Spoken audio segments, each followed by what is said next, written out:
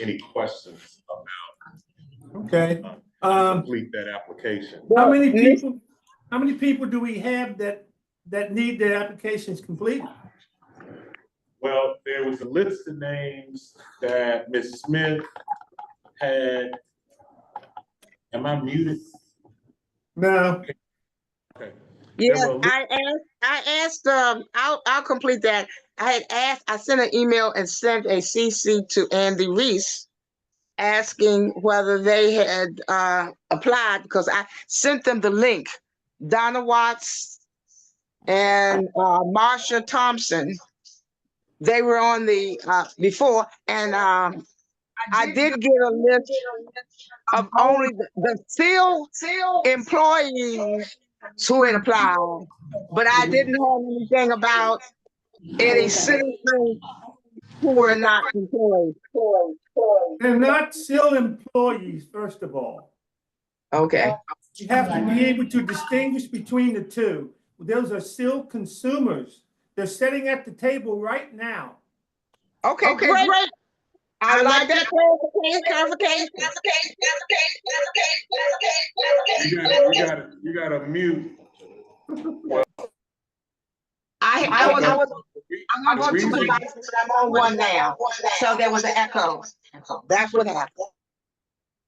Once you take a roll call, you'll see people who identify themselves accordingly. And some of those people, I hate to refer to them as people because they are really good people, are sitting right there at that table. They applied at our asking. And there's Kim Bellamy should be at that table. She is.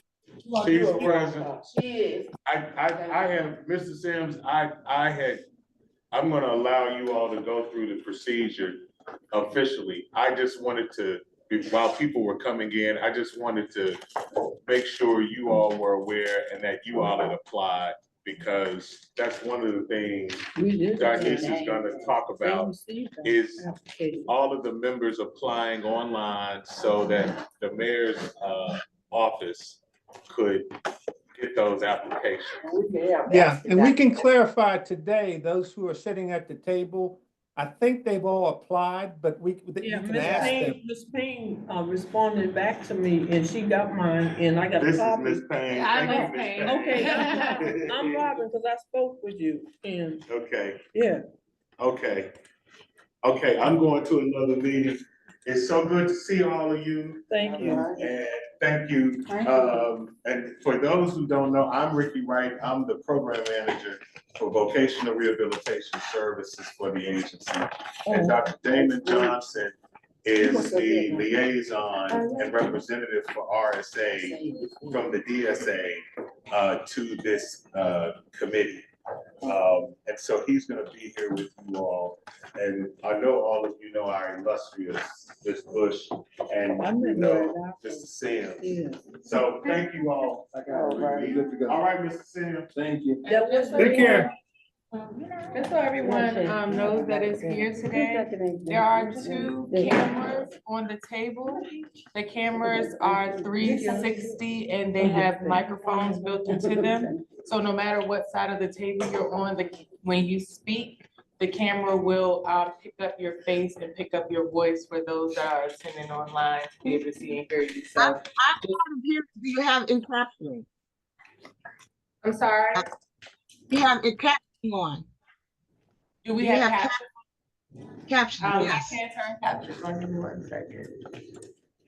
And who was it? Ricky Wright and the other person who's the Do that. Damon Johnson. Damon Johnson. Go around and say. I'm so sorry. I'm still breaking in my hearing aid. And sometimes during the break, I'll go and put it on. But Damian Johnson is the designee.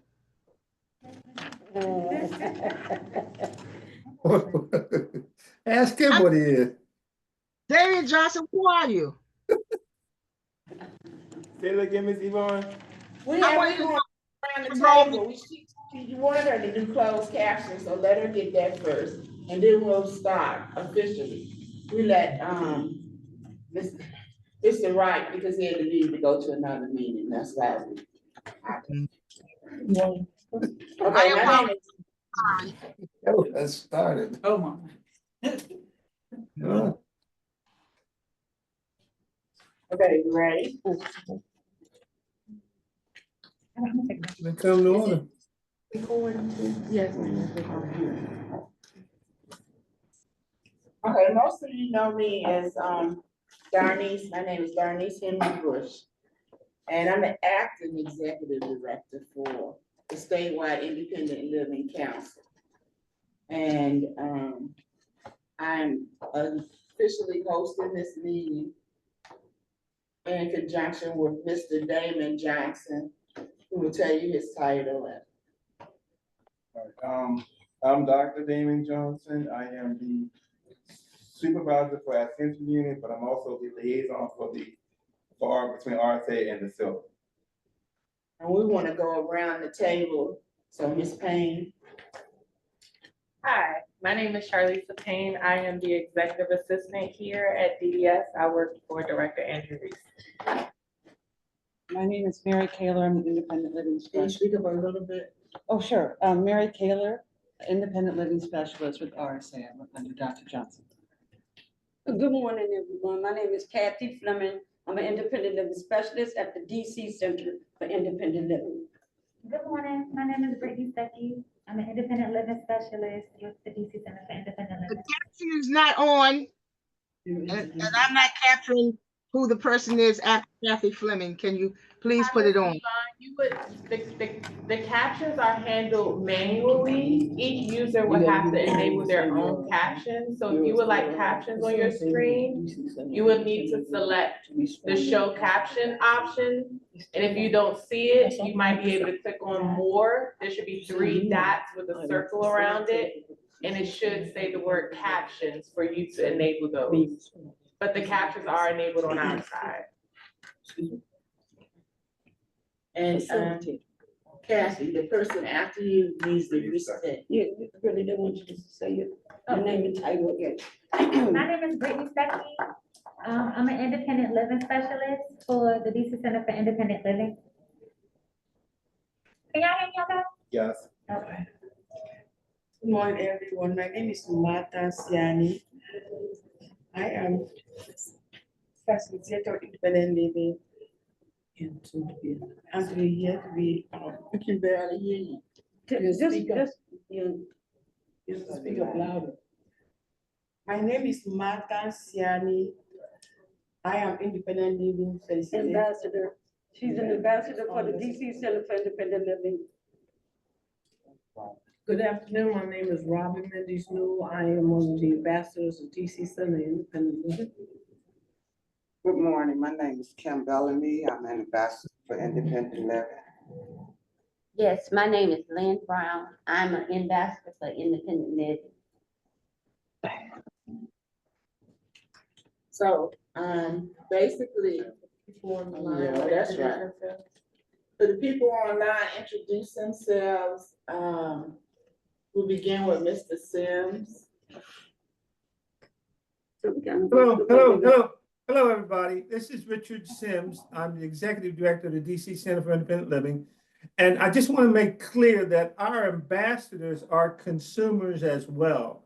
They're not employees of the DC Center for Independent Living. And I'll be glad to share with you our ambassador program at another time. Hello, everyone. It's Debbie, along with Mr. Sims from the DC Center for Independent Living.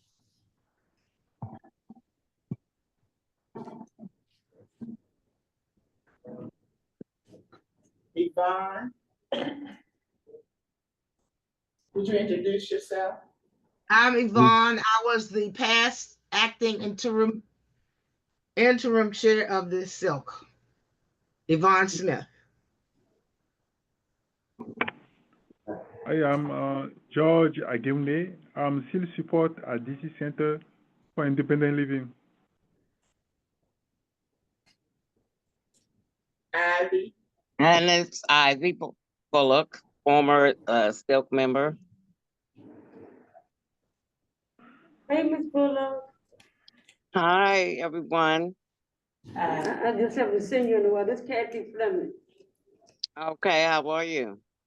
Okay. Is there anyone else online that we haven't, that hasn't introduced themselves? Because there's a. No, that's Miss Ivy, I believe, is logging into two devices. Oh, okay. Okay, basically, as you know, the SILC is in the process of reorganizing. And so, we're asking everybody to turn in their, applications to be, members and representatives so that it can be, vetted by, the mayor's office of talent and appointments. And so we'd like to know how many people have already submitted their applications. How many people? That's 4 people. Oh, So, me, Five. 6. 1, 2, 3, 4, 5, 6, yeah. Oh, see them? So it's 6 people. So. Yeah, this is George. I submit my application, but I can't hear anything. George, yours wasn't for George, the SILC. yours is for the SRC, not the SILC. I submitted mine also, and I haven't heard anything. Hold on. So let me just clarify real quick. George, your application is for the State Rehabilitation Council, not for the State Okay. Independent Living Council. This is a statewide Independent Living Council meeting. I got 6. Is it 6 or 7? How many Is people? George for the SILC or the State Rehab Council? SRC. I got 6. Can the people in the room raise their hand one more time that did submit? 1, 2, 3, For the 4, 5, and 5 in the room and 2 online. So that's 7. And, oh, including the 8. That's a question that you need to ask. It says you're automatic. I'm not sure. Thank you. So, our purpose is really to, answer any questions that you have about the SILC. And if you had questions about the application or information that you need to submit. So can you go? Donise. Need to follow up.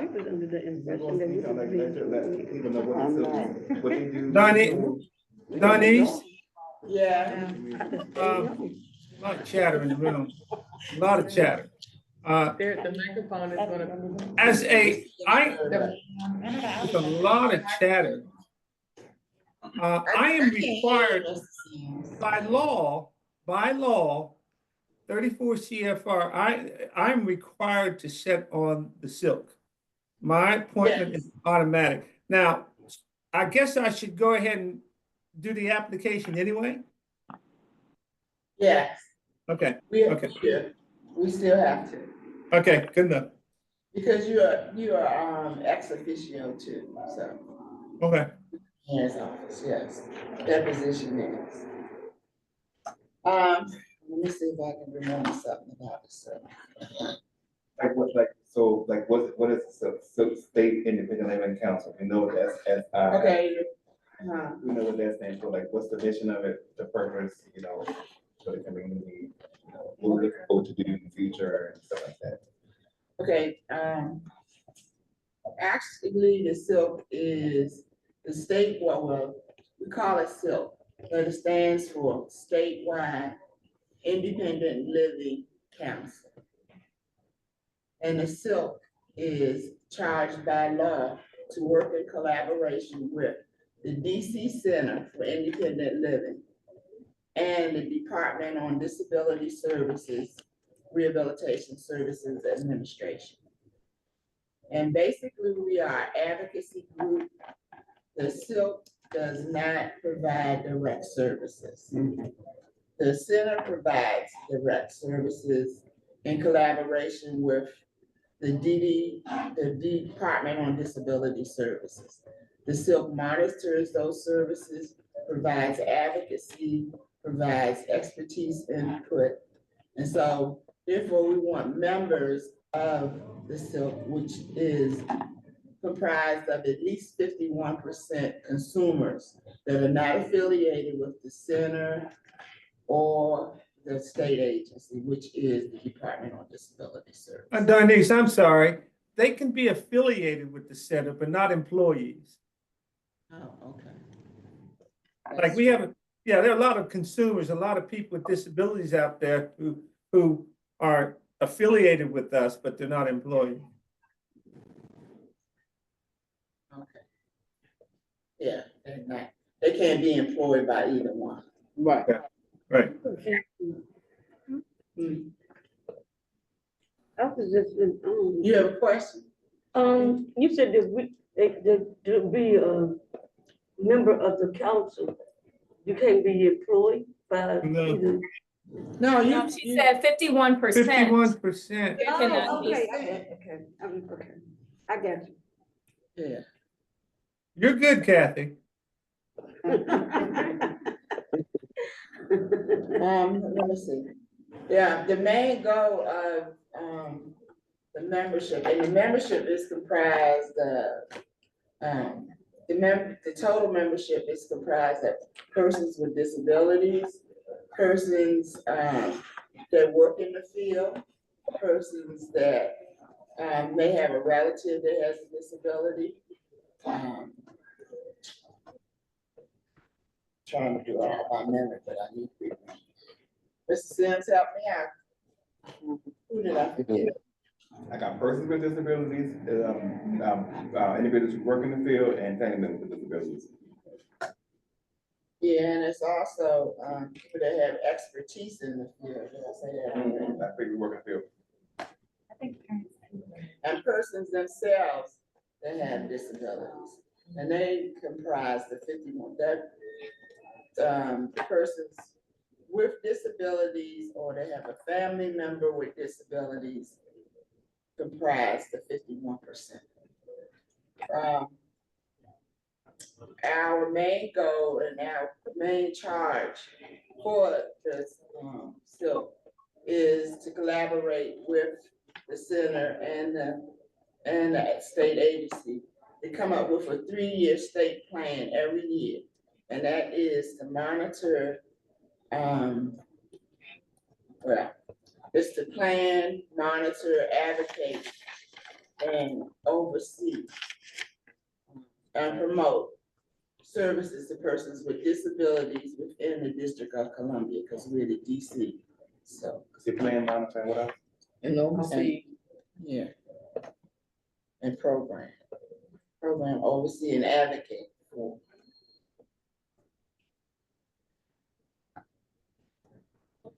See, Mr. Sims, Mr. Sims, whatever I missed, please jump in. Oh, I'm No, just, we're we're reading the the chat. we're reading the chat. That's- Yeah. We're reading the chat. That's why we're up on the screen. Okay. Yeah, I would only embellish to this point that it's much like the center as far as board membership. 51% of the board has to be people with disabilities, and 51% of our staff. Our staff are what, 82% people with significant disabilities, and we're sure with some of the. I see the membership, the people in this room, and you reach that by far. Everyone in this room has a person with a disability, from what I can see. And so, yeah, if we keep going at this trend, we will certainly reach that bar and exceed that, which is really important. The only other thing I would add, and that's maybe a question along with the statement, is that the SILC, the definition of the SILC is the purpose of the SILC is to support the network of centers for independent living throughout the state. I remember years ago, Andy and I had that argument. Oh, no, it's not. I said, yes, it is. So I turned out to be right. But anyway, what I'm asking now is that, does that include somebody like the Columbia Lighthouse for the Blind who gets spill money? Should they be involved with the planning of the spill, with the whole, within this whole SILC network? Have they been invited to the table? Anybody that receives any SILC funding, spill funding rather, seems to me should be a part of this group. They probably could, but I think that would be up to the That's a three entities, the SILC, the center, and the state agency. I'm writing this question down. The question I got is, given that CLB receives SILC funding, should they be a part of this collaboration, correct? No, state funding, State funding, okay. not SILC funding, My bad. because they receive funding from. There's a lot of people that do.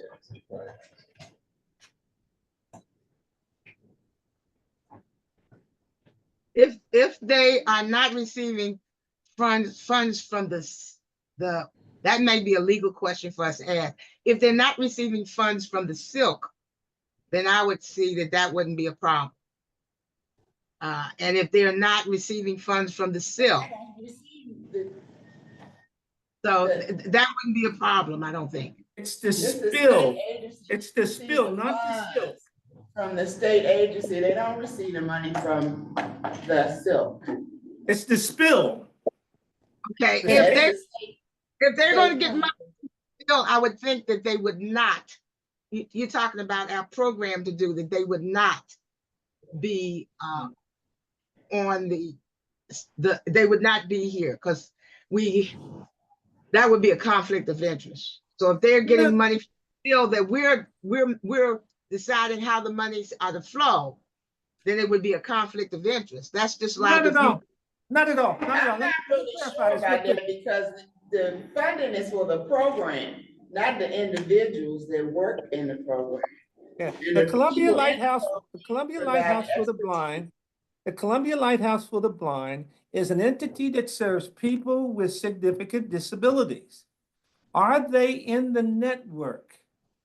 And what I'm saying, they are receiving money from the spill. They have in the past. I don't know if they got any money this past round, but they have been receiving spill funds. My question is should these people be considered representation on the SILC, from the SILC? Should we reach out to them as members of the SILC? Mr. Sims, that's a question I wrote down, and I'm gonna take it to the people, the upper management, and find out and get back to you. All right, okay. I was just curious, you know. It's a question that needs to be asked and addressed, so I wrote it down, and when I submit my notes to you all, it's in the notes. And Okay, thank you. Thanks very much. And I can agree with that.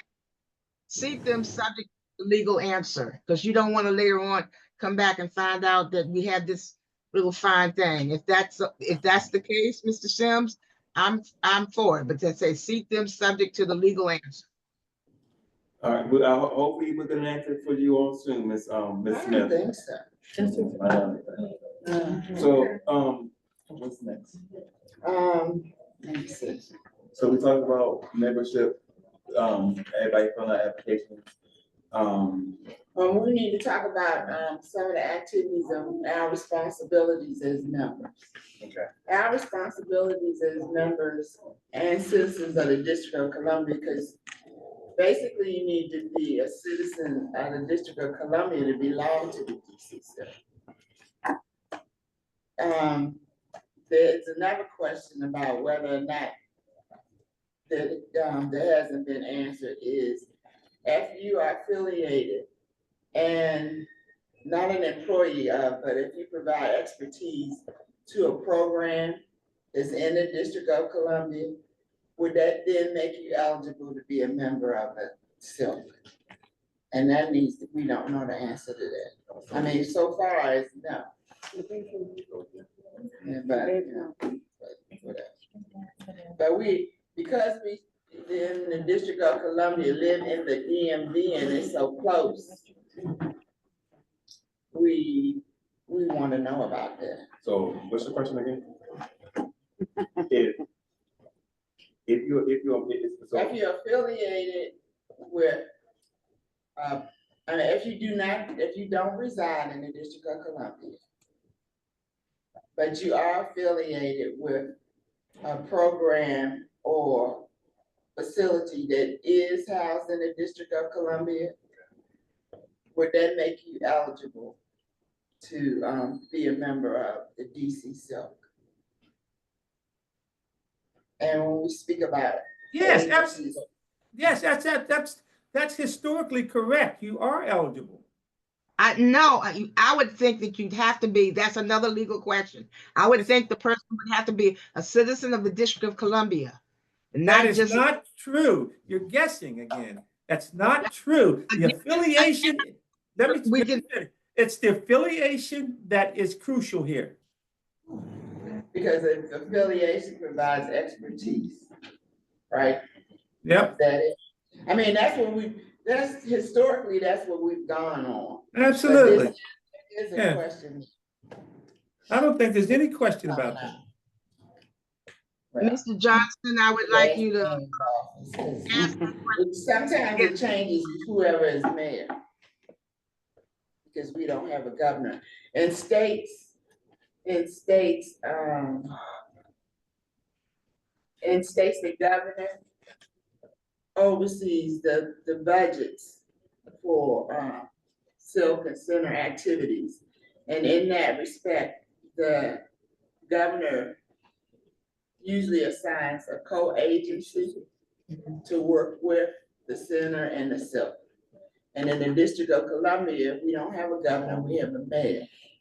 And that is why you have to send your applications through the mayor's office for understanding. Because it is by law a legal position without pay, which can be discussed for expenses or stipends or things like that. But basically it's a non-pay. It's a volunteer advocacy position, but it is an official government, it's an official position by the mayor, sanctioned by the mayor. Yes. Yeah, could I add to that? Can you say your name for the? Robin Mendes Newell from DC Center Independent Living Ambassador. I am a native of Massachusetts. I had already been a member to the Boston Independent Living Center and in California, the Modesto Independent Living Center once I became disabled. And the agency of those two states that works with those, with the SILC and the Center Independent Living is the Rehabilitation Commission of each state, which I have previously was an employee as a front desk receptionist, like for 3 years in the late 70s. So I know the interaction, how often they come into the office to bring in their clients so they can be evaluated and assessed to the commission. And that way how the budget is distributed to each new case as a client. Well, welcome aboard. We need Thank someone you. with strong organizational. Thank you. I also had worked for the Social Security Administration. When I did my application, my specialist at DC Center said I couldn't attach this resume because it's too old. I started work in 1989, but most of my work was in the federal government, in the field, and in the JFK and Regional Office for Education. So I wanted to attach it so they could see my work experience, let alone what I've been doing since I've been here for 18 years. Well, I attached my, and it was old too. So I don't know why, I just did it. Well, I mean, it's good that you had a resume and all of that, but the mayor's office is not concerned about going through all of that. Yeah, that's what she has said. But it is good for the, for the SILC itself, that once we become completely organized, they have that type of information on file about its members. Yeah. Okay, that's why So I want we to would keep that it in-house. Okay. Darnice. Not a resident of the District of Columbia now. She is. Beg your pardon? I didn't understand. Darnice. Yes. I don't know what the agenda is for this morning, but I think one of the things that we have to look at sooner than later is the independent status of the SILC and how we want to go about moving towards full independence of to achieve full independence of the State Independent Living Council.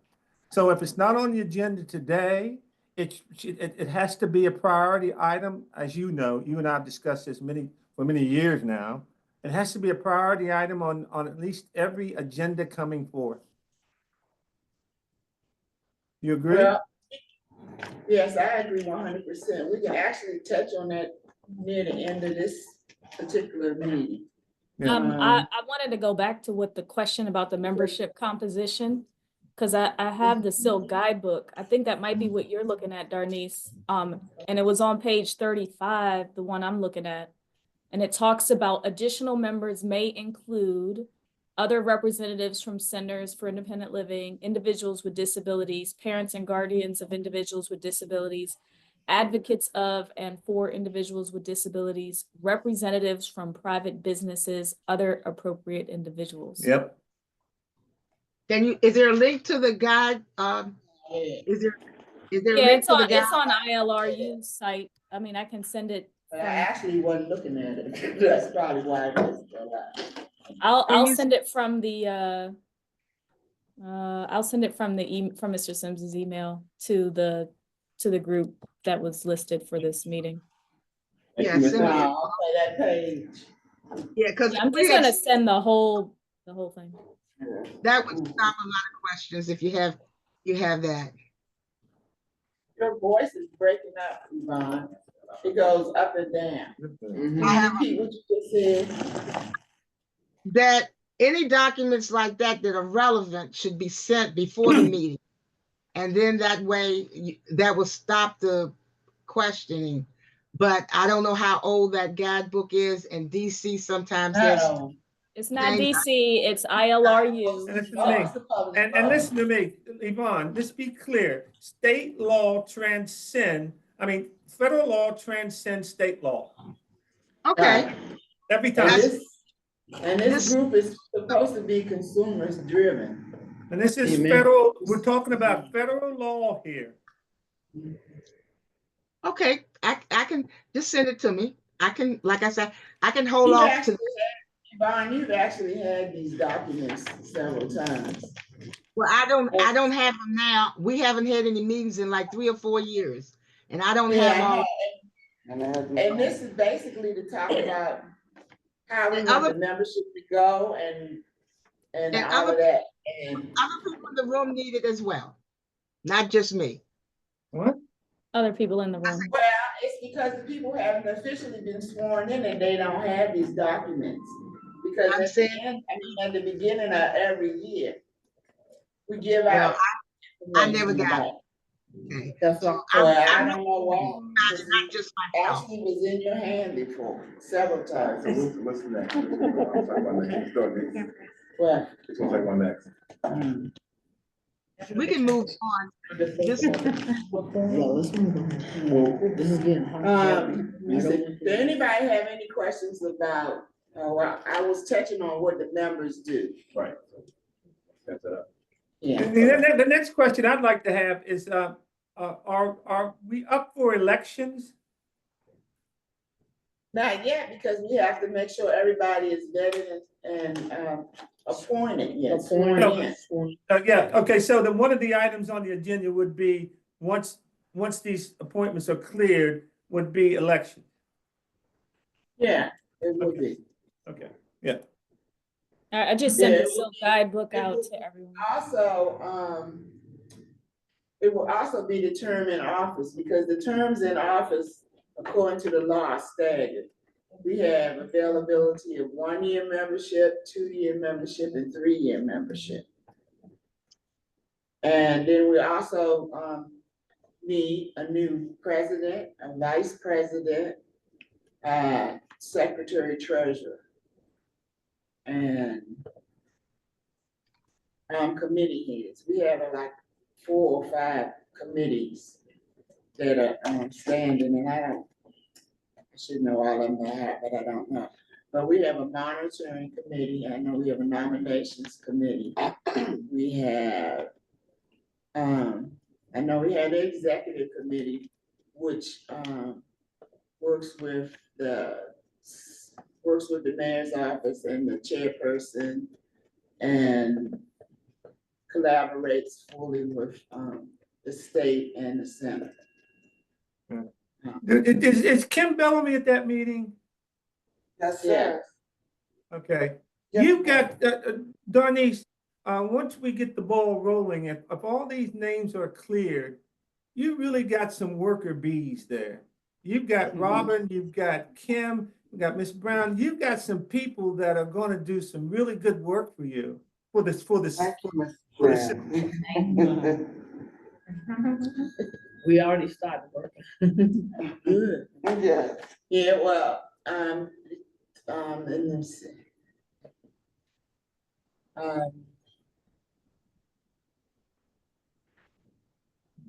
So, and then once we get organized and select our membership chairpersons and committee heads, then we will work on the SILC autonomy at that time. Start working on the SILC autonomy period, going forward as autonomous agency. Well, I'm gonna check with the mayor's office about the progress of the applications for the ones who already submitted. Well, I can check on Ms. Payne, can check. At the minimum, whoever is chair should have the ability to call meetings, have a complete roster of people, their name, address, email, phone number, and access to a Zoom account if we're not going to have all meetings in person. So at minimum, that should be the top thing for autonomy, because right now, and during the pandemic, I never had the ability to call or use the Zoom account myself. So that's should be under the subset of what that. Yvonne, go ahead and repeat what you suggest. What I'm suggesting, based on my experience, put it in the minutes. Put it in. Of not having top of the one of the guideposts for the autonomy would be that whoever is the chair, whoever is the acting chair, whether it's you, Darnice, or someone else, should have a complete list of all the people who are on the SILC, their address, their telephone number, their email, their any other way of contacting them, plus access to any, whether it's Zoom, team meeting, or whatever. So that should be the first thing that they should have. They should know who everyone is, how to contact them, and have access to the technology to do that. Because in the last 3 years, we haven't had that. It all has been through either the government or the SIL. Landing my plane. And that's why we're organizing right now. Because technically, if we actually had a SILC, some of these people wouldn't be able to apply. But the mayor's office hasn't appointed anyone in like 3 years, 3 to 4 years. Wow. And therefore it makes everybody at the table eligible. So we started with a clean slate and a new organization. Yeah. So if anybody has any ideas or whatever, we can talk about those at the next meeting. Basically, we want to just give you an idea of how responsible we want you to be as a member, how to go forth becoming a member, and just whet your appetite about the things that we're going to actually be doing.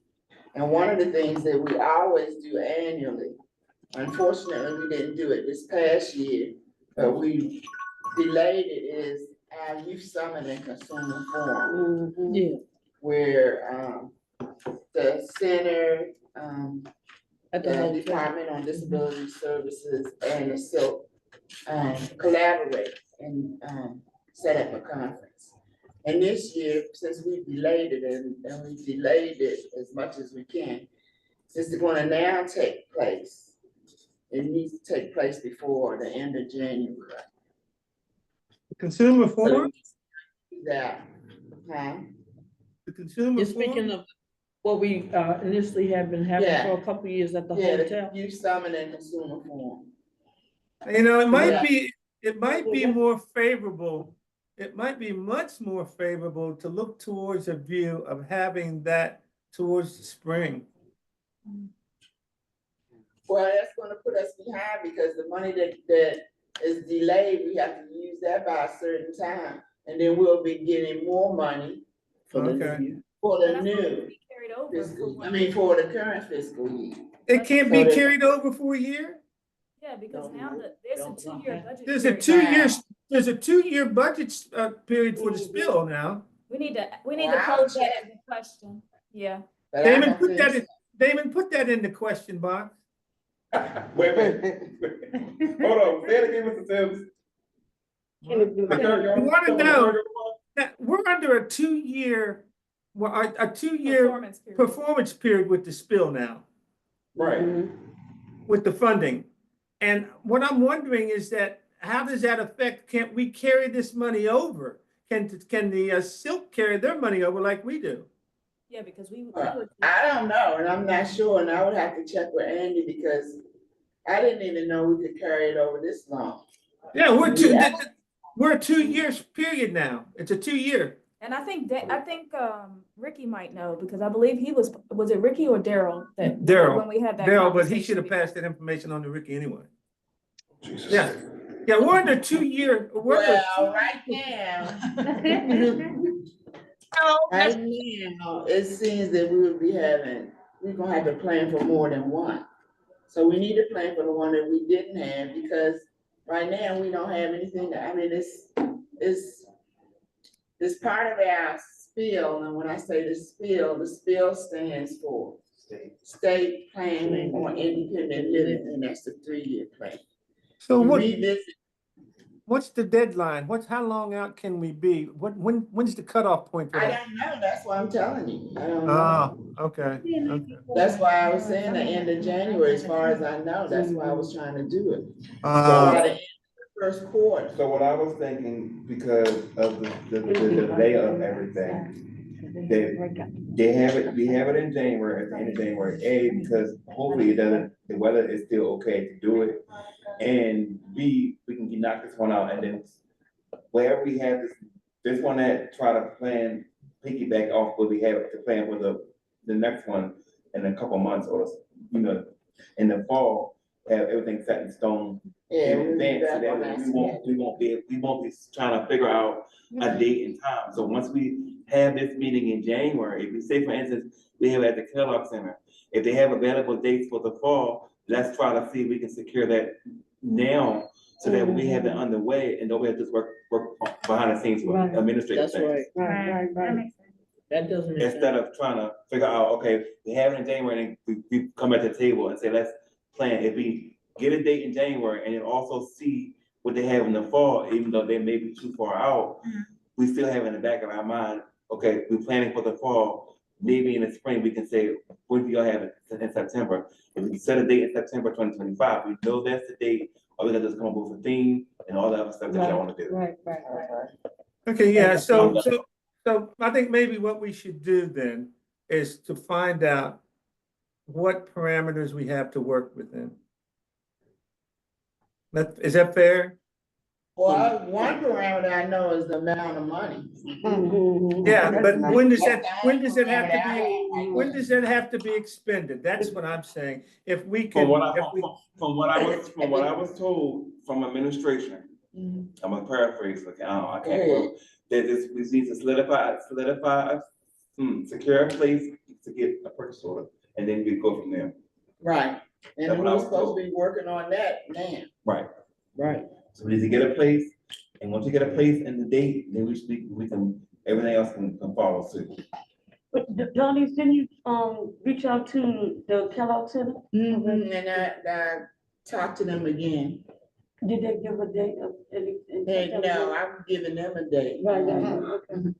Well, I was hoping that we would come up with a date, because but now, I mean, the way it seems is you don't really want to have it in January. Based on January and my findings, there are 4 dates that you could have it in January. I wrote it down.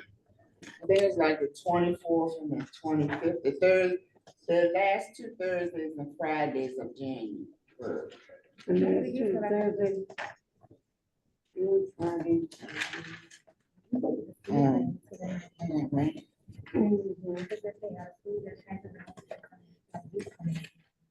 That's for the Kellogg Center, right? Those are the dates they have open. No, that's the date that the Kellogg Center have opened, that's the question. I don't know. But no, Yvonne was asking that question. I don't know, I've spoken with the person She there, said the last. the salesperson, Kim, Thursday- and Tuesday, she wants to Thursday, have, and last Fridays of January. she wants to have it in writing. So you're looking at the Request. 16th, 17th, or the 23rd or 24th? Don't go lower. So 24th and the 25th. Wait a minute, this January, so we saying the 23rd and the 24th. The 25th is on a Saturday. Or the 30th and the 31st. Thursday, Friday. Okay, yeah, Thursday. Do they require in advance? Do they require what? Do they require like a non-refundable deposit to hold that date? No, they used to working with people with purchase orders, but the thing is, they want you to do a contract. And the contract is as soon as you decide what rooms you want available and what they have available.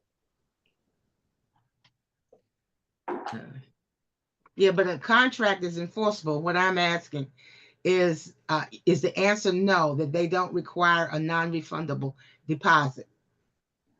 They require. They'll work with you. Okay. Because we are a government agency, they'll give you a little bit of leniency in terms of non-refundables. But basically, We have to put if up. you contract with a service, you owe them money. Yeah. I just remember in So the they past. give you a little leniency if you're a government agency, but basically. I remember in the past with the contract, we had to put up, I think it was maybe a little, maybe 50% of.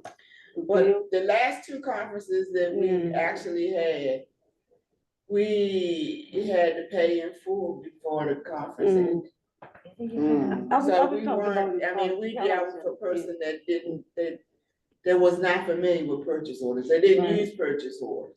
They wanted cash, pretty much. So based on the dates that's been provided, the potential dates that's been provided, what date does everybody think they can agree on? Go over the dates again, 20. The 23rd, 24th. the 30th, or Either one 31st? of those two dates is good, the 23rd or 24th. Thursday or Friday. Yeah, Thursday or Friday. Preferably Friday. Fridays, I think, are a better day, because when they'll be in school, and I think Friday is. Oh, we're gonna have to have one before. Oh. The 25th or the 31st. That's like the They'll be back in school. They're being back in school already. Winter vacations the last week of December. So what you said, 24th or 31st, which one y'all thinking is a Friday? The 20, I'm saying 24th, that's just me, and we could go around the room and Well, see. the 24th is a short week because that's when they celebrate MLK. Right, and Okay. On the yeah. 20th. Let's do the 31st? Do the 31st. Okay, so I'm gonna put down That's a Friday. potentially the Friday. 31st. Yeah, and the alternate date, if you can't get that date. Oh, yeah. What's the alternate date? So you talking about this, then it should be the 24th. Okay. The alternate date is. I mean, because, well, unless you're gonna go into February. I don't wanna go. Inauguration weekend is before. See, that's the Now, I hope inauguration we'll week. be up and running and doing something else by then. When is inauguration week? The weekend January before. 20th. The weekend before. The 20th to the All right, 20th. I got potentially first date 31st, if all things fails, 24th. Is everybody clear on that? Everybody's clear on that. Okay, we're moving And on. you'll be sending out, notes. I'm sending out meeting notes. Yeah, okay. Once I get everything together. I appreciate that. Uh-huh. Oh, okay, previously, when we planned this event, we wanted our focus to be on mental health. And I don't remember exactly what, the theme was gonna be. I need we to look still at my looking notes, at 'cause that? we did, I don't see why it should change. I think it should stay. With mental health, yes. I think it should stay within the That's the realm. question. What, is that enough time to plan it? 2 months? I mean, you need to get people on board, you need to Yeah, determine the yeah. theme, you need to Mhm. invite folks to speak Mhm. and be on panels and, I don't know. I And think then you're, there's the I think you're selling holidays. yourself very short here. If So you Debbie, I know, already, talked to I mean, you can Sophia. fill up a room if you want to fill up a room, just to fill up a room. But to have something substantive, you need more Mr. Sims writing. is right. Mr. Sims is correct. In my opinion, it's kind of short notice to be planning for January. Because we're gonna have, people gonna be, not available going in January, For the holidays and things like that. So we do need to put all of that into perspective. I mean, if we gotta have something, we gotta do it. Yeah. I think we need to answer the question around the finances. Once we know what, and get that, and get Well, the that finances answer. it's split 3 ways, really. Well, I'm asking the question about, yeah. No. That's not the question. The question is whether you can carry your money over. And still stay in compliance with the Yeah, spill. you see, I don't see why they would allow the Center for Independent I don't Living. know, but Andy's out of town, so we're not gonna be able to do that. So here's what I'm saying. I don't know why they would allow the Center for Independent Living. We come under the same code of federal regulations, 34 CFR. Why would they allow us to do this and not allow the SILC to do it? We come under the same auspices and under the same law, under the same guidelines. Well, I'm only going by the direction that I was given by them in terms of trying to hurry up and have it. Yeah. Let me send out. Darnese, I will send out a missive today to Andy and to Ricky Wright, trying to clarify this point. And I also send something over to Aisha and Etta Hearn. I'll copy them on this funding issue. That's fine. And we should get something back soon from them, because if that will change the whole landscape. Working on the PPR, man.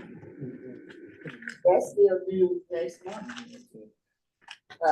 As members, as members of the SILC, I'm saying that we basically got it by law too.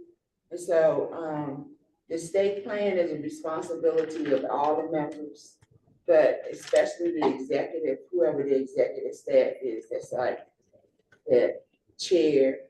And then the different committees have responsibilities of inputting and making sure what we say and what we promise or estimate or propose is followed in the state plan. Darnese, I wanted to, on your point about the state plan, Darnese, I wanted to highlight that, if I'm not mistaken, we have a conditional approval on our spill, and that an amendment is required or expected by sometime in January, which should be priority over the forum. But I think if that is the case, we need to figure something out now as to how we're going to get that done within the next 2 months.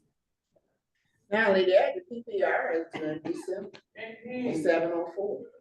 Yeah, so that's a lot to consider and still have a form. Do we have dates for those? All I know is December for PPR. That's the annual. That's the annual report, okay. Yeah, Wow. But there was a conditional approval for the spill.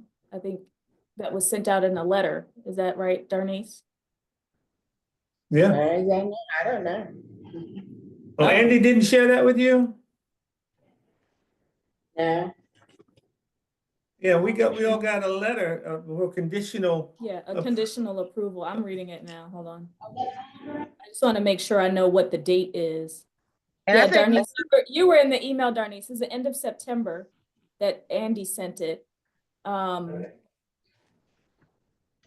conditional approval ending December 31st. Oh, to allow, but it was in January, to allow for revisions to the spill as outlined below. Failure to submit an approvable spill by the deadline will result in delayed withheld funding received by the state for the ILS and SIL programs. Oh, my goodness. All right, so that changes the landscape. Fully constituting the SILC, which is part of this. If that's the case, then I know we can't have a forum then. We can't have it in January. I mean, it'd be too much. The same people that work on our reports. Yeah. Yeah, we've got to get in compliance before anything else takes place. And part of compliance is getting a fully constituted board. And with the members I see in this room, I think we've made tremendous strides towards getting the membership. Now we have to start plucking away at the other things that are required, that like the state plan for independent living, right, Deb? Yes, yes. What's our plan? So we need some thoughts and some heads and maybe. We need to probably have another public hearing. Yeah, so let's review that letter, because it does talk about this public hearing thing as well. So we got to review that letter, because we literally have about 6 weeks to get them this final version that they're requiring. So can you share the letter with everybody? Can we share that letter with the membership? Well, Been holding her hand up for a question. Who's holding her hand up? Well, I was. My question was back to the. Say your name again. Robin Mendes New, ambassador. I wanted to go back to the date, because it's the youth forum. And since for what Debbie just brought to the table, it seems impossible to do it in January. Would it be safer to propose during the school vacation of April, while the children are on break? Would that be a better date to do? Unit 5 assignment direction. Data visualization presentation. Overview. That was the computer. So. I think that's Miss Ivy. Is somebody trying to ask a question, or they have technical difficulty? I'm proposing for the. I understand, but what they're trying to do is. Okay, First. Yeah. And then those. Right now, the form's on hold because there is reporting that needs to be done. And, well, we could come up with a date, but it wouldn't be when they are on vacation. We need to have them in session, because we work with the school counselors and the school. The school personnel. To make sure that the students come in. It's a collaborative effort. So it has to be when schools are in session. For the youth summit part. Just an FYI, Miss Tierra Williams did join the meeting. For your.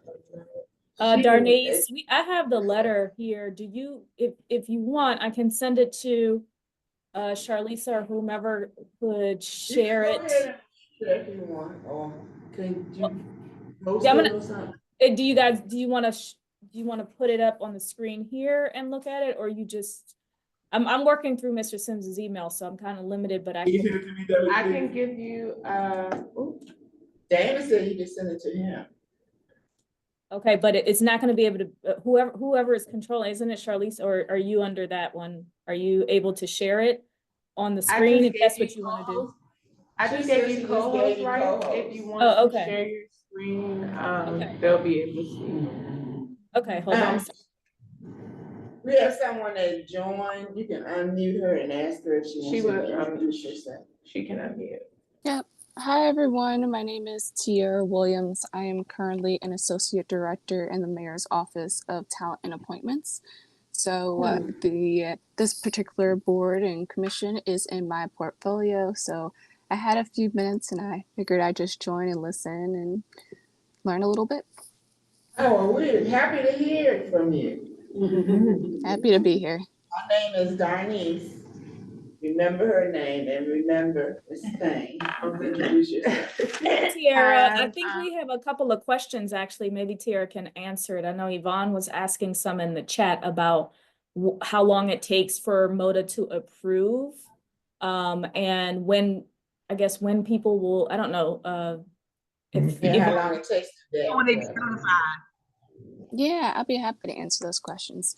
So the process, how it works is we'll start with the initial application. Once that application is filled out, MODA would then reach out to schedule a interview with you, with the pending potential commissioners. Once the interview is successful, then on MODA's end, or my end as the point of contact, there's a series of documents that I have to create. From there, it goes through our legal team as well as our leadership team for approvals. And once that is done, there is a swearing in ceremony notifying you that you are officially ready to serve. I believe this commission is, oh, does somebody have a question? Like, if we want it done as a group. What's I'm sorry? required to expedite, what's required to expedite the vetting process if we want to do it as a group? And we want to do it.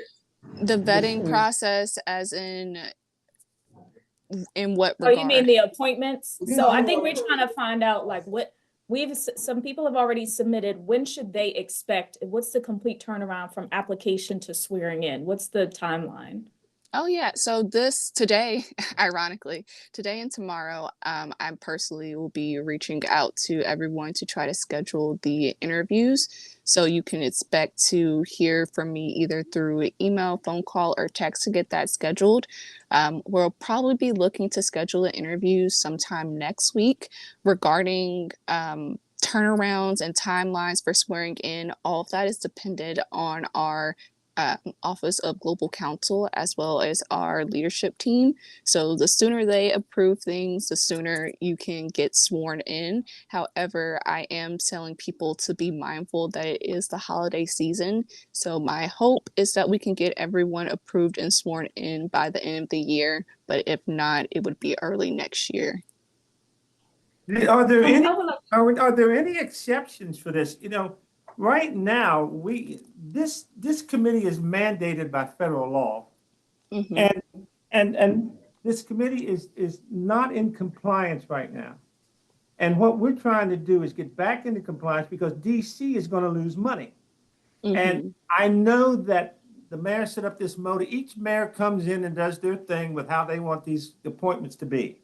But the reality base is that we are behind the 8 ball. The district stands to lose money. This is federal money that these organizations will lose unless we can expedite this process. So you may notice that on the screen, we're actually sharing a letter that Mr. Sims is addressing or referring to, and it's saying that we only have conditional approval through December and that we have to address concerns, one of which is fully constituting the SILC. And so we cannot do that if the mayor's office doesn't allow us to do that in a timely manner.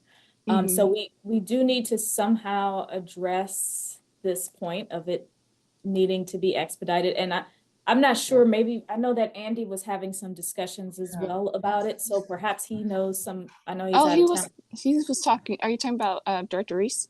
Yes. Oh yeah, I literally just spoke with him and he gave me a point of contact to set up the meeting. So I'm literally the person who is going about setting up these meetings. So again, my hope is that this will be approved as quickly as possible. I just always have to give a disclaimer because, you know, things happen. But I know it is in my best interest as well as an associate director of this portfolio is to get people moving as quickly as possible. So the only thing I can say right now is that I'm looking to schedule the interviews for early next week. And then once those are approved, I can submit the paperwork for you all and hopefully get that approved quickly. Again, since I am the point of contact for this, I can also keep Director Reese and you all up to date on the status of those approvals as well. Can you make sure, ma'am, that you get a copy of this letter and peruse this, and peruse this letter with its contents, because there's a lot on the line here. Do you have my email, or is it in the meeting invite, the document that you're referring? Hold on a second. Yes, I would like to have your email, please. Are you talking about? Because my email address that you all have is not correct. So I want to send you my correct email address. My name is Kathy Fleming. Kathy Fleming. Ms. Wood, will the interviews be done by Zoom? Or they have to be in place? No, it would be virtually. It would be a Or virtual they over interview. the phone? Yeah, it'd be a virtual Can interview. you, Hold on a second. Ms. Williams, can you place your email address in the chat box? And at Yes. the end of the meeting, I can make sure that everyone has your contact information, or Ms. Dunn has it in order to give it to everyone. Ask about the interviews again.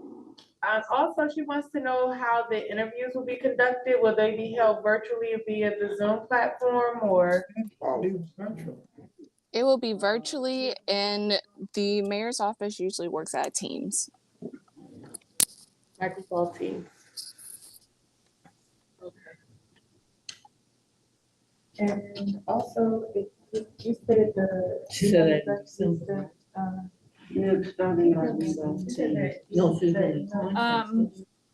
I just sent the letter in the chat for anyone who has access to the chat right now. I think Tiara, I don't know if you can see it on your end, but that's the letter that was just up on the screen that Mr. Sims was referencing. Yeah, I think we have to understand the gravity of this situation, folks. Listen to me carefully. We have to understand the gravity of this situation. We're talking about in violation of the federal law. And unless this gets straightened out, there will be no SILC and there'll be no funding for the center. So this has to be priority. And this is what bothers me about these appointments. You know, we can't take forever to get them done. So those of you who, I thought, Darnice, that Andy had collected these names and they were gone over en masse so they could get approved. Now I'm hearing that there's going to be this dragged out process. No, let's clarify really quick. Director Reese did send over the names, and we need to have a call with the different appointees that he listed. And as said, this will be held next week. So regarding timelines and moving quickly, I think we addressed that. So I'm not, where is the discrepancy coming in that regard? The discrepancy is the urgency. We had a separate conversation wherein it wasn't going to go through all these additional steps, which we're talking outside of you, the legal department and all these other things. And perhaps it still needs to go through that department, but it just wasn't going to be the same. You know what? I think I may understand. So are you talking about the designees, or are you talking about the general, like, individuals with disabilities and things like that? Which because the designees don't need to go through any sort of interview process. Like, I think, yeah, we're talking about the individuals because it's not, SILC is not fully constituted, which those members, I think. It cannot be fully constituted without consumers. I mean, listen, folks, this is going to be a quick 15-20 minute call. In our MOTA regulation, this is just something we have to do. There will be a call. I already have the person's names and numbers of who to connect with. I said that I would be setting up these meetings next week, so I don't see an issue in regards to MOTAs and not being urgent and Only making because conscious you said efforts. that it would potentially be by the end of the year, but if not by the beginning of next year, that's where I think our concern is. Okay, so for that disclaimer, it's just something that all of MOTA has to say on our end. If it was up to me, I would approve everyone, you know, but because it's going through our council team as well as various leaderships in the MOTA office, I can't control how quickly they approve things. All I can do is follow up once I submit the various paperwork. Right. So this is just a disclaimer that I have to say. Is the part that we had a discussion with internally to try to figure out how to get it pushed. Yeah, and I'm not shooting the messenger. Understand me clearly. I'm not shooting the messenger. What I'm talking about is this process, and that's why we're sharing this letter with you that came from the feds. That this letter is going to put us on, it's going to cut off our money. It's going to make us out, we're out of compliance right now with the federal law. And as you know, federal law transcends local law every day. So we're out. Thanks. What we're saying is too, is that we're in a different environment. We have a different president. They're going to be looking to cut money. For example, I don't package went over. I did mine's online. I just Let's go need to get have the it. I got a picture of it too. Oh, Ivy, you gotta go on mute, Ivy, because we can hear you.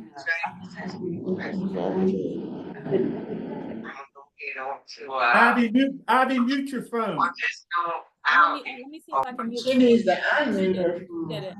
Okay, Who's so, her? All right, so. Can I ask a real quick question, Tiara? Mr. Sims is required to be on the SILC by the regulation. Should he be putting in an application to you as well? I guess that he'd be considered the designee. Darnice, I just wanted to be sure that I don't know, I think he has been on there before, but I don't know at what point he would have to renew, or does he need to put in another application? Yes.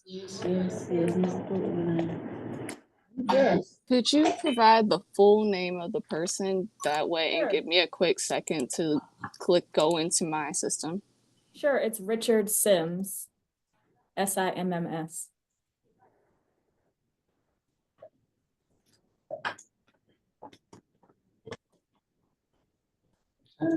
One thirty.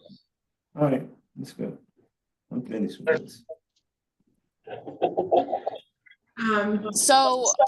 Actually, to do one better is, let me get the name. We can feedback. Is Paula Da Silva here? No.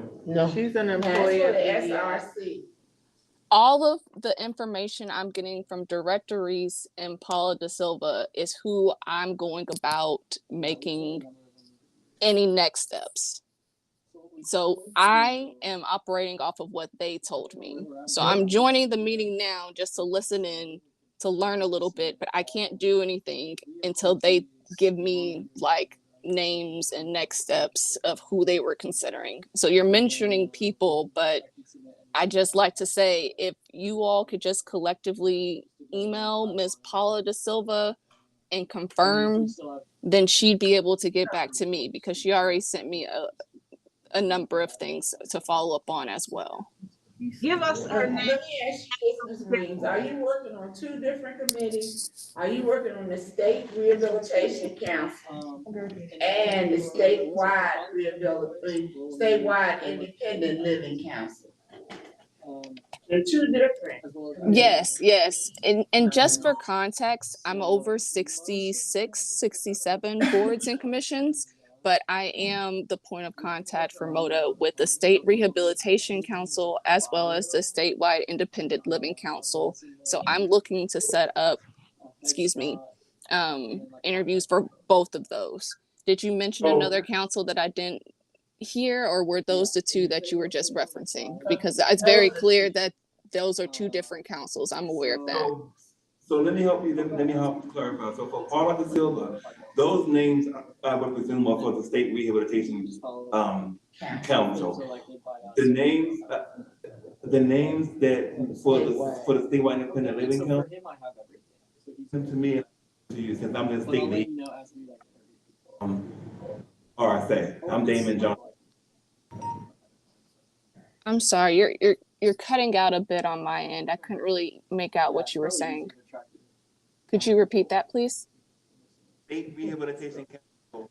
Those names got from Paula Da Silva for the rehab council, and I'm Damon Johnson, the statewide representative, the representative for the SILC, Statewide Independent Living Council for RSA. So the names can come to me, and I can see those names if that helps to facilitate the process. Yeah, feel free to send me those names. I have an email of names from Ms. Paula Da Silva specifically for the State Independent Living Council. So in your email, I'll cross-reference what she sent me versus what you send me as well. I have no problem with that. And what I would like to know, this is Darnice. I would like to know whether or not they can be sworn in as a group. If we can be sworn in as a group. I don't have a problem with that.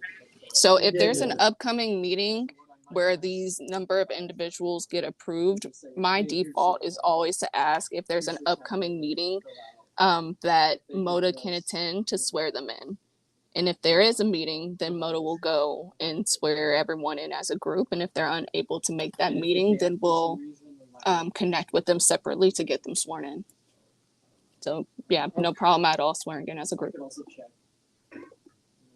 Okay, I think anybody else have a membership question that they want to ask Ms. Williams? Yeah, I think we just wanted to confirm, so if it's someone that's required to be on the SILC by the law that, by the federal law, do they also put in an application?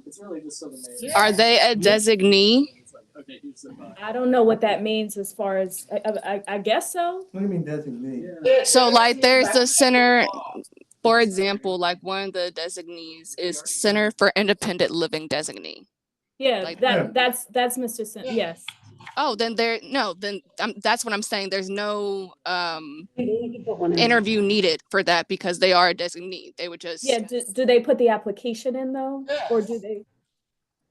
No. For designees, you don't have to put in an application. Good. Okay. Right. Thank you. So we'll just make sure that you get his name as the designee for the Center for Independent Living. Correct. Okay. Correct. And I heard somebody else was going to send me an email of names. Again, Director Reese and Paula Da Silva. Yeah, Paula Da Silva already sent me a list of names that I'm working off of to do, but just re-clarifying, anybody that's a designee, you do not need an application. You are already approved. So, Damon, when you send the email, can you ensure that it lists Center for Independent Living designee Richard Sims? And then that way that takes care of that for Tierra. Okay. Because then we have 9. Yeah. It sounds like, is there a TV or something on? I think someone's background. Somebody don't have their thing there, then it's irritating. Or maybe it's someone's office. It may be me. I'm also in the office. My bad. I'll put myself on mute. Okay. I don't think it's you. No, it's not you. It's not you. No, it's gone. It's someone in the background of her office. Okay. It's okay. It's just her teammate or someone at their desk. Okay, yeah, we apologize. Sorry, I'm in a big office with a number of people. It's not just me. We just were trying to figure out what it was. Okay. So that's all. So basically, we finished with that, but maybe we can go over the letter ourselves with the membership here. Yeah.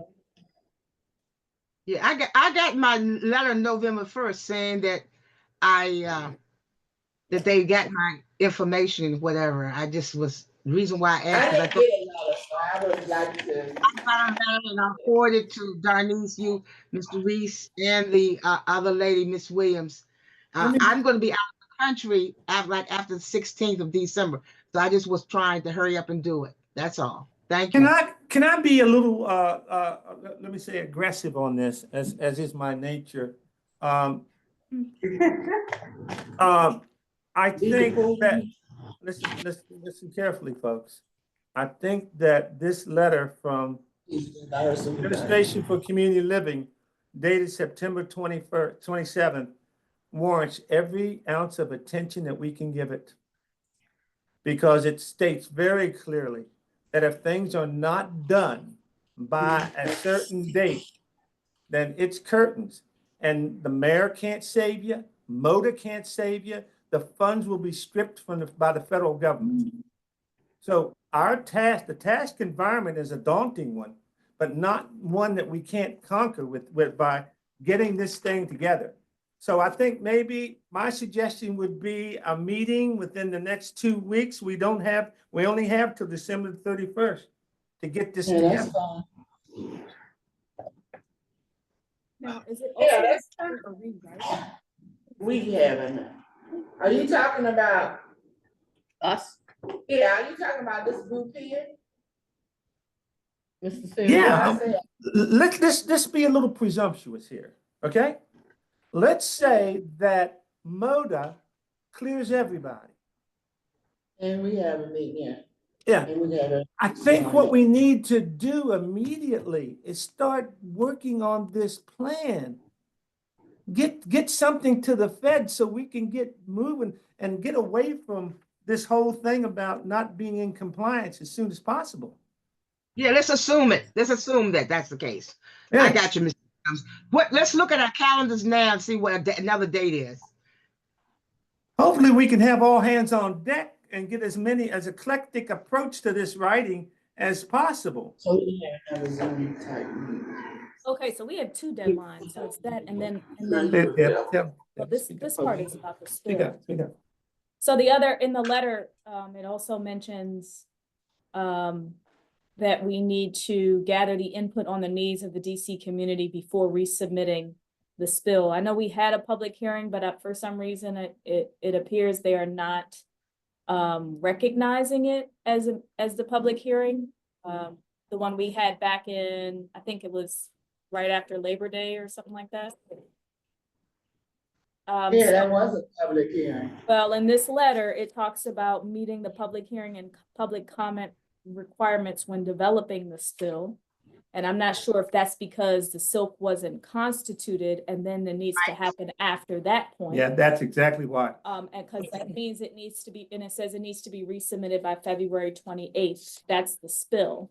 So one is constitute the SILC by December 31st, I think. It's kind of confusing. Okay. No, that's the case.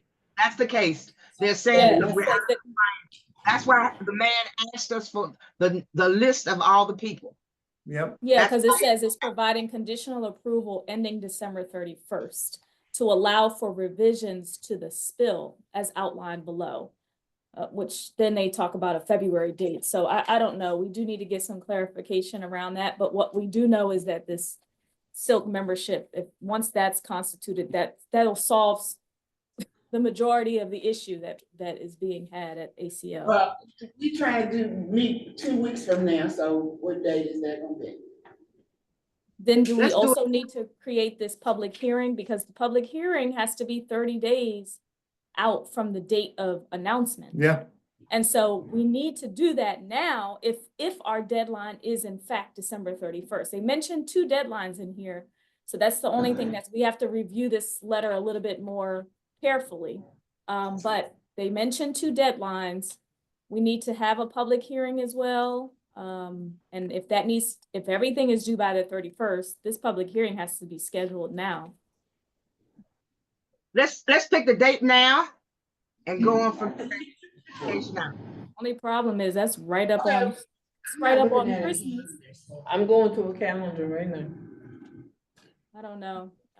That still has to be done. I mean, we're behind the 8 ball. We don't really have many choices. The only thing is, I don't think we can. We did the same thing last time in September. So what is the difference between what we did then and what we are doing now? The difference is they were not satisfied with it. Right. That's the difference. And I think it's because we have to have the SILC in place, but we don't have it in place yet. No. So if in 30 days we may. It's not gonna be in place then either. Right. We should assume that the SILC will be in place. Set the date. 30 days.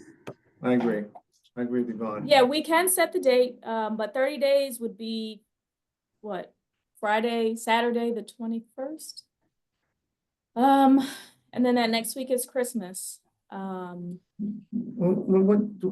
would 22nd. What's 23rd? That's a Monday. Then we can do the 23rd. That's 2 days. People want to travel and all of that. But you gotta throw a date out there. I mean, we can go around this. So it's gonna have to be. If I sound like I'm panicking, I am.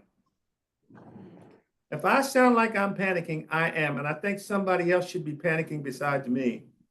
Yeah, I know how these people. Listen to me, Yvonne. I know how these people work. I know how they work too. And they're not gonna be working all the way up until that end. But they're gonna be looking at what we're doing. That's we're in trouble. Can we say December 20th? So what do you want to say, December 20th? It's a Friday. The 20th is not 30 days. The notice has to go out 30 days ahead of time, correct? Yep. Oh, 30 days ahead of time. So it have to be the 21st. And that's if the notice goes out, well, it has to be that Monday, and that's if the notice goes out by tomorrow, I believe. All it has to be is dated. Yeah, but there has to be a notice. Remember tomorrow. last time there was a notice. We're at conference and Andy is only in the office Monday and Tuesday of next week, the 25th and the 26th. He's at the NASI's conference, and then he's on scheduled leave next Wednesday, starting next Wednesday. So he's in the office What's Monday. the 21st or 22nd days? I mean, from the 30th. There's just Saturday and Sunday. No, she's talking about next week, right, Charlisa? Yes, he's at a conference this week and he is in office Monday and Tuesday of next week, but then he's out of the office the remainder of the week. So do we need him in order to set this public? No, you don't need Andy. Ricky can mention out. I think we need his approval or Ricky's one of them. You don't need Andy's approval. Ricky can send that out. Let's do that. We get them on. All right, well, we need to set it for the December 23rd. Charlisa, if you could, I think you may have been the one that helped us send it out for the September 9th. I think it was September 9th we had it the last time. Just need to change the date. Yes, September 9th. We need to do whatever we did then, I think, for this new date of December 23rd. Certainly, review it with Andy or Ricky or whomever, but we can reference, and I put the letter in the chat, can reference how in there it talks specifically about it needing to be a 30-day notice ahead of the public.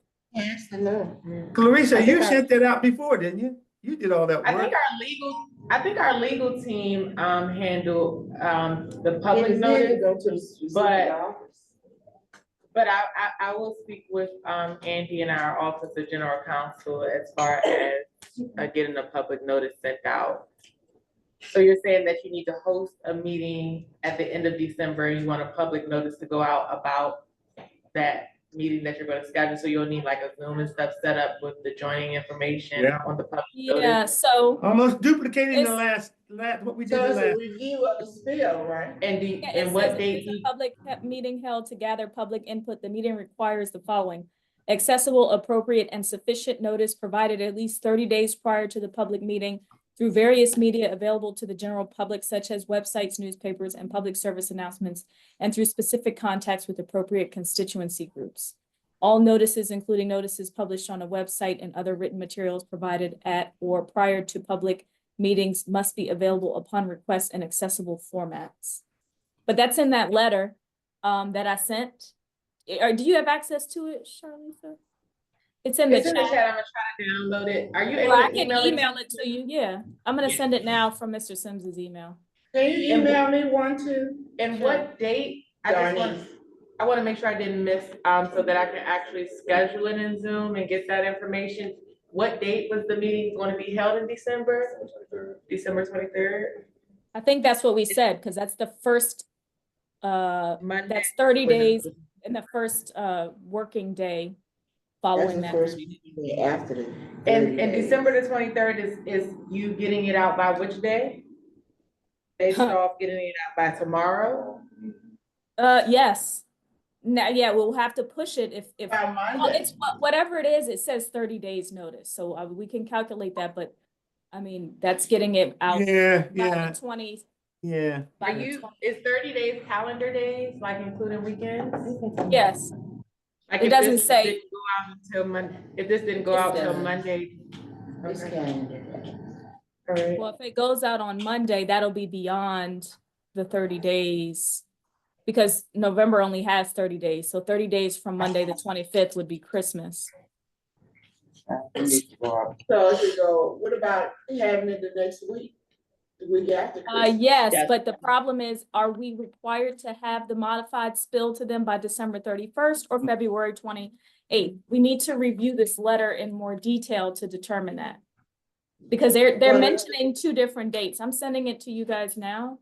But they're mentioning two different dates, and I don't know if we need to get clarification from them first or what. Did I send it yet? No, I didn't. Okay. I'll try to speak with Andy as well. I'm recording the meeting and Yeah, Just. And, because Andy is, pretty well versed in what's required. He's the one that helped guide it the last time, so perhaps he has some more information to provide or guidance about it. So if he states that the 31st, if you do have to have it by the 31st, then having the meeting on the 30th would be too late. But if you don't have to have it by the 31st, then the 30th is when you would want to have it. Yeah, I think what the underlying question is, does ACL expect the spill or the modified spill to get to them? Because in the letter they talk about this approval is conditional until December 31st. And that says it right there. It doesn't mean to say anything else. But then on the next page, That's talking about another topic. Is it? Because it says February 28th. I don't have it, so I didn't read it. ACL requests plan or address the issues and works with the stakeholders to gather input on the needs of the DC before resubmitting to ACL on February 28th. Yeah, but if we're not, so what happens between January 1 and February 28th? I mean, our funding is going to be in jeopardy during that period. That's why it's not clear to me when we need to actually have it to them. And I would say actually, that doesn't stop us from working on this bill. We actually need to do the revision. And then at the public hearing, if something new comes up, you can also revise it. So if it goes all the way until December 30th, it's not gonna make that much difference because you can overnight. Well, as long as there's a plan. Well, here's the thing, Darnice. That's the same thing we did last time. And one of their gripes in here is that they think we didn't do that right. Yeah, they were at the state at our meeting. Remember, Ed came to the meeting. It might have been quite 30 days because it was kind of iffy if it was a 30 It was day 30. notice. It was 30 days. But I think the problem is they think that it should be more of a collaborative. I'm not sure. Ed came to that meeting and he was not pleased with the attendance. And he went back and told Aisha, and Aisha penned this letter to us, all of us. And I think it was a dual issue, the SILC not being fully constituted, and then them having. That's why that second part of the letter I was a very confused poor about. show at the public hearing. I guess we need to get some more clarification around. Well, I mean, the longer that you can go, if you can go all the way to the 30th, I think you should. Because like I said, you have to start working on the spill anyway, spill revision. All right, this would be my. It has to be done before the public hearing anyway. Let me make a suggestion here. Because usually in the past, and I know we're not in the situation to do it, usually when you send out them notices and stuff, you also give them access to the state plan so that they can look at it. And that look, here we go. Here's what the letter says. Listen, the letter says, number 2, meeting the public hearing and public comment requirements when developing the spill.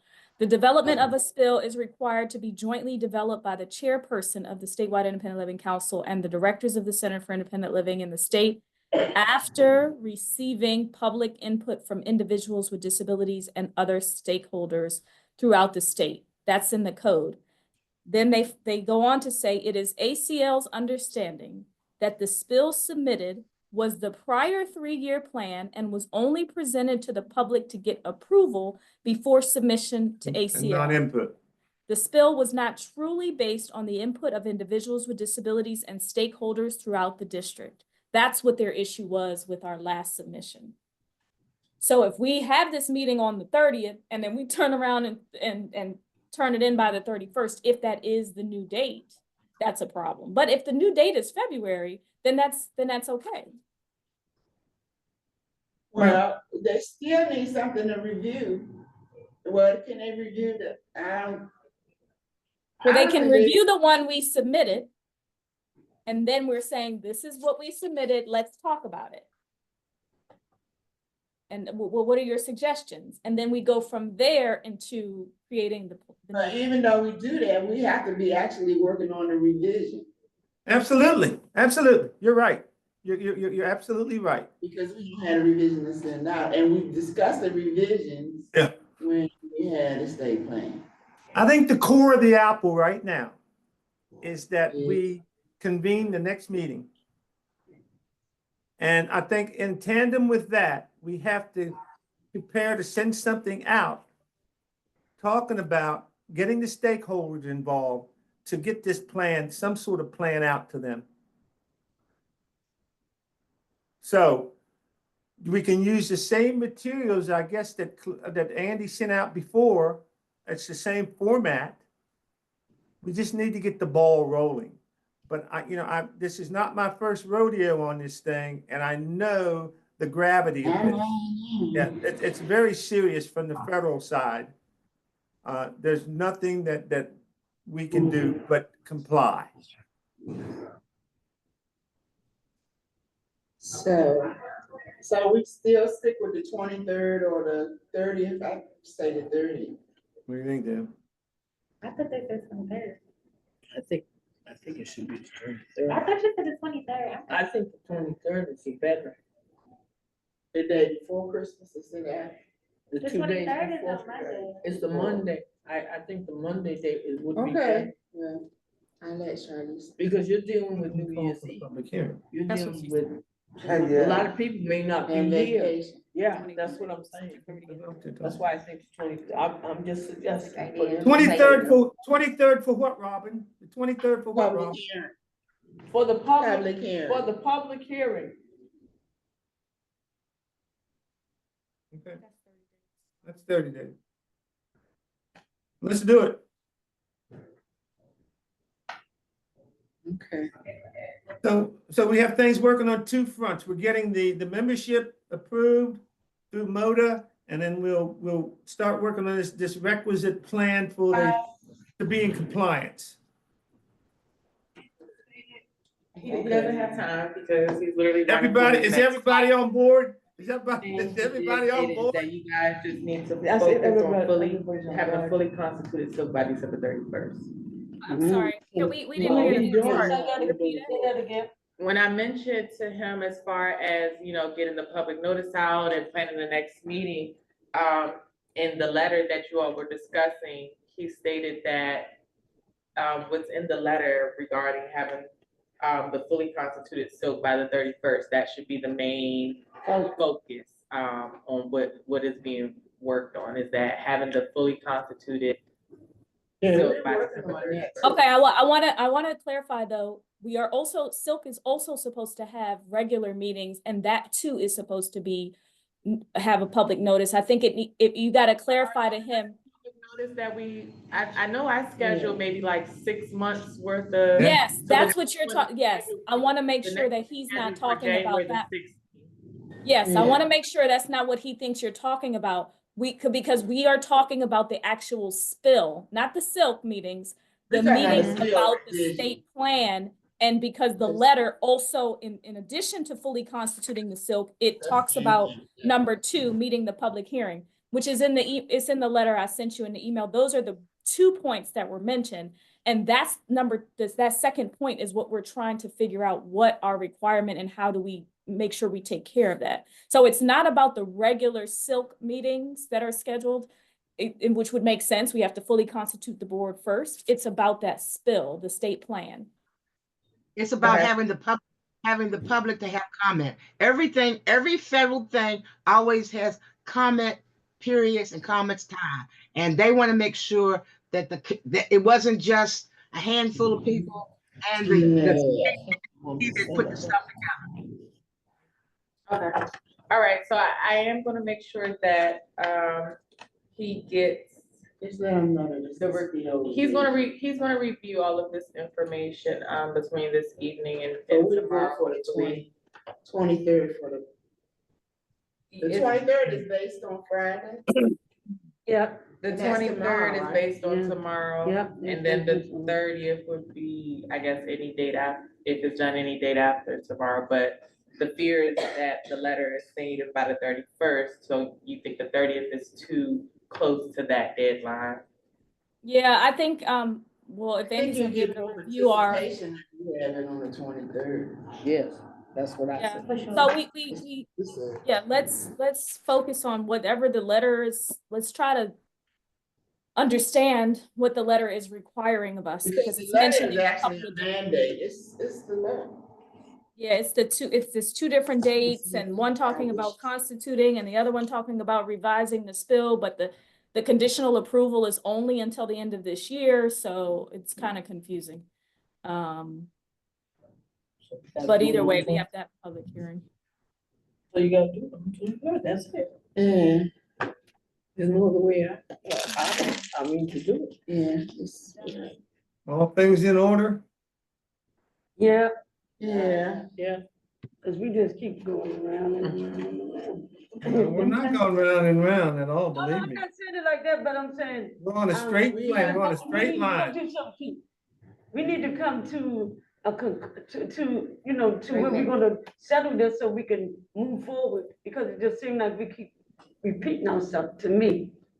Yeah, so maybe if we can get the answers to the questions that we have pending, that Damon wrote down, then maybe, that, and as well as what Charlize is gonna find out about everything we talked about, then maybe we can have another meeting next week or the beginning of the following, because we gotta. Now, we should have another meeting this week and every week until we get care of. Thursday, 2 to 4, is that good for people?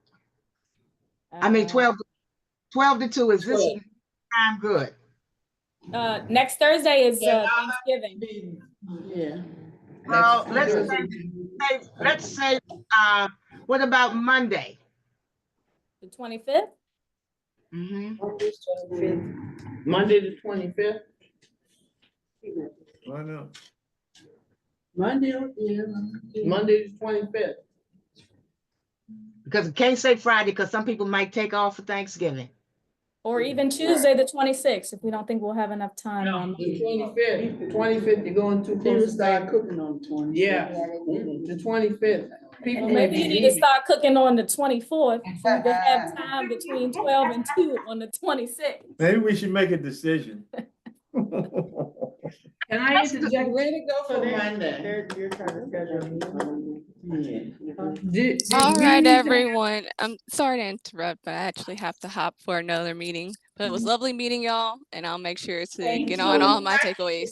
Thank you, Ms. Williams. Appreciate you. Thank you. Bye, everyone. Bye. This is Robin. I wanted to ask a question. Do we need to ensure that we can get more consumers on this public hearing? Was that the lack of attendance that they were referring to? Yeah. That we got to push? Okay, that's Yes. what I need to know. So I will push it. I will put the pedal to the metal. What we need to do is just get the public hearing, notice done and send it to all the different, agencies. Not agencies, but, like Columbia Lighthouse, Yeah, you're right. Yeah. all of Yeah, different the places. constituency groups is what they And call it. behavior in some of the places like, mental health and all of that. Yeah. Really, just send it out. To be done, maybe also to set up like a couple of libraries where we would have a room that was taken out, so if people don't have access to the internet or whatever, that they can go there and get it, and have more than one site that they can go to and get access, and we're gonna have things by Zoom as well as in person. So that's the thing, and also copy whatever else. You had the Zoom set up for that. I have a question. Is it required that we post along with the notice the spill as well, so that people get a chance to review it ahead of time to make their notes or comments, or no? Is it a review of what the spill is? Yeah, it should. I mean, in actuality, it should be an attachment, so that they have. So it can be a notice. It should, because it used to be in the past. Well, the reason why is because the public can have a chance to comment, and so they can amend, because what they're looking for is that we have consulted with all the other parties, and if there's anything that needs to be changed, just like the comments that were made at the last time when someone asked about mental health, when I talked about Zoom, they want to know that the public's concerns were taken into consideration. Amen. But this is what I'm saying. You need to send the old spill out. Something needs to be attached to the public hearing notice. And we need to be working on the revision. But the revision will be presented at the public hearing. Yes. And that way they put their input and we can revise that because that's the proper way.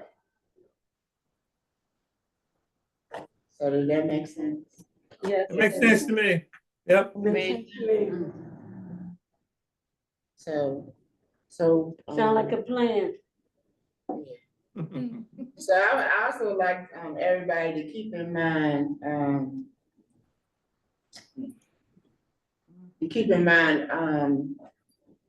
what they would like to see at the Youth Summit and Consumer Forum for whenever it is. Okay. You know, start writing yourself a little note for that. Okay. And if you have any other friends or relatives or whatever that would like to advocate on for or on behalf of people with disabilities, you know, contact them and ask them to apply. Okay. You know, so because technically our board should be 25 members. Do we have like a brief synopsis, something that could be sent out to when you're saying to folks, hey, do you want to join the SILC? Well, what does that entail? Well, what do I have to do? Well, you'll have this number of meetings a year, you help do this. And so we need some blurb because that could also help. That's in like the mayor's order, so we need to go back and find one. I mean, it's actually in the. What the application is? Yeah, it's in the application. It's in the application. All the requirements in the application. So then we need to have that as part of our, you know, they're not going to go to the application necessarily first. It's when we're giving people the information about why they should join, that would be helpful to have on hand. For anyone who hasn't applied, I haven't applied, so I didn't know it was on there. Well, to everybody here that wants to recommend it to somebody, go online, look at the SILC application, read up, try to remember a couple of good points, or at least one, and then talk to you. But Debbie was saying, instead of us trying to figure out the application, just already have a little blurb that everybody has in their email. Well, we can go through, Kathy, and just look at it and create or something for us to share, especially for our ambassadors who are going out sharing center information anyway. We can have that information down for them to be able to do that. I agree with you, Debbie. It's easy to have it at hand. You can have it in your book bag or whatever. You can just whip it out and be able to read it or show it to them. Yeah, we can create a flyer. Yeah, we could. Yeah. I just said that. Yeah. Oh, I didn't hear you. I just saw you talking with. No, I was saying also it's not in layman's terms really, so we can make it more simple, but just the guideline of like what has to be done. All right, thank you for volunteering to do that, Brittany. I appreciate it. I got you. So I just want to make sure I understand that you guys are scheduling another meeting on this upcoming Monday. That's what y'all said. I think that's what they said, yeah. Yeah, you said Zoom, because we're gonna be doing it through Zoom. Is it the same group from today? Yes. And what time is that meeting? 12 to 2. 12 to 2. On Zoom. And what would be, what's the agenda for the meeting? They go over the spill and what we recommend for. Well. And update us on membership input. So it might not have to be as long. Those are the two things though. Well, would it be better to just have it as a Zoom meeting as opposed to? Yeah, that's what we said. You don't have to physically come. Yeah. So you said from 12 to 2. Sorry, not 12 to 2. Mr. Reese has something from 1 to 2 that I think I can reschedule. I have to check on the one that's from 12 to 1. So I have to mark him as tentative until I can just go over his schedule with him. But I can still create a Zoom meeting. And we can move it. Why don't we make it 11 to 12? I mean, I don't think it has, it's Actually kind of booked up until 3 p.m. that day. But I know for sure I can move the one that's at 1. I just need to check on the thing that's at 12. Well, it may not So need to if be that long. Maybe just 1 to 2 then? If you guys are okay with just 1 hour, I can do 1 to 2. Okay, that's good. But it just means that you guys would really have to like, cause he has a sharp close, the SRC meeting is, he has another meeting regarding SRC directly after, so he'll have a sharp ending at 2 p.m. That's good. But if I confirm, if everyone says that they're available between 12 and 2, I can confirm his availability and just schedule it, be it 2 hours, an hour and a half, 1 hour. I can just schedule it and send it based off what he says. Sounds good. Second one. Okay. Schedule it here. Darnice, then you said for people to review this current spill, wouldn't then everybody need to get a copy of it? Yeah, Andy has sent it out. Do you have one, David? Oh, I yes, have I a do. question. Yes, I think it's in to me. So you I have a question. So you know. I don't, I have Oh. that one. I'm Brittany and I have a question. Yes. So for the flyer, that's like a synopsis of like what the board does to get other members. Is it a logo or something that y'all want on it, or you just want it to be like just a basic flyer? There is a SILC logo, but I don't know who to send it to. Darnice? Okay. Yeah. I'll work on it tomorrow. I got one. Okay, yeah, because there's a SILC logo. I think they should probably have the SILC and the send it. I'm gonna send it to you, Dr. Stoney's. What? The spill. You can send it to me. No, Well, so I can add it to the calendar invite.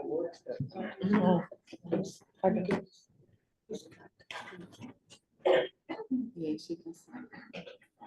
Yeah, and that has to go with, we recommended that the current spill go out with the,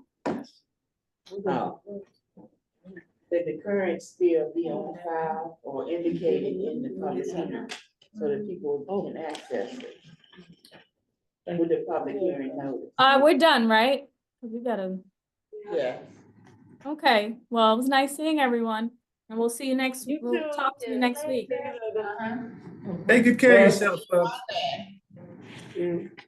Thanks for everything. Thank you, Chris. Thank you, Charlize. Did you turn your application in? Mr. Sims, get your application in, Mr. Sims. Yeah, I submitted my application. I don't need an application. You totally. Yes. Brother, you heard that lady say you don't need one. That should be good. You turn your application in, Ivy? I did, Darnice. Okay. Call me, you got my number? I think I got your number in this phone. This new phone ain't worth 2 cents of the chips that is built on. Give me yours. Put yours in the chat real quick. What's that? Okay, let's see if I can send me out loud before we sign off. I'll make sure. Yeah.